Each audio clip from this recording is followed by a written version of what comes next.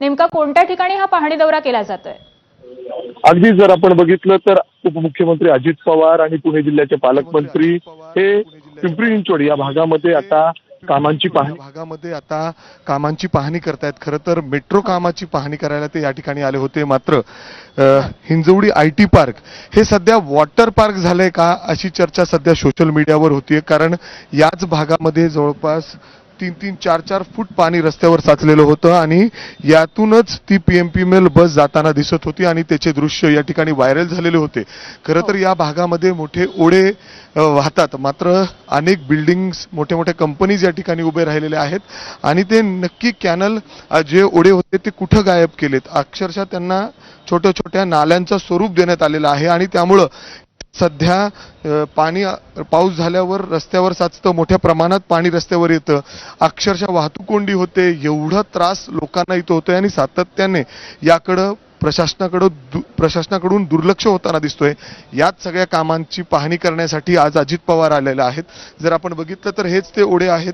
या ठिकाणी मोठा ओढा होता, मात्र त्याला अक्षरशः पाईप टाकून अशा पद्धतीने छोटे छोटे नाले करण्यात आलेले आहेत आणि पाऊस मोठ्या प्रमाणात झाल्यानंतर अक्षरशः रस्त्यावर 4-4, 5-5 फूट इतकं पाणी साचतं आणि तेच सगळं पाहणी करण्यासाठी आज अजित पवार या ठिकाणी पोहोचलेले आहेत। जर आपण बघितलं तर अजित पवार इथले सगळे अधिकारी असतील, त्याचबरोबर पुणे महानगरपालिकेचे आयुक्त असतील, जिल्हाधिकारी असतील, सगळ्यांना या ठिकाणी बोलवलेलं आहे आणि या सगळ्या गोष्टींची पाहणी स्वतः अजित पवार या ठिकाणी करताना दिसत आहेत। त्याचबरोबर मेट्रोचे कामं देखील या ठिकाणी रखडलेली आहेत, त्याची देखील पाहणी करताना दिसत आहेत। अक्षरशः काही अधिकाऱ्यांना आत्ताच अजित पवारांच्या स्टाईलमध्ये झापलेलं आहे। नक्की जे मोठे मोठे कॅनल होते, आपलं ओढे होते, नाले होते, ते कुठं गेलेत? अर्थात छोट्या छोट्या गटर सारखे स्वरूप या ठिकाणी हिंजवडी सारख्या IT अर्थात एवढं IT हब मानलं जातं, हिंजवडीमध्ये एवढे मोठे मोठे कंपन्या आहेत, मात्र आता हळूहळू हे वॉटर पार्क अशा पद्धतीने इथं लोकांना बोललं जातंय। मात्र अजित पवार सकाळी 6 वाजल्यापासून या सगळ्या कामांची पाहणी करतायत।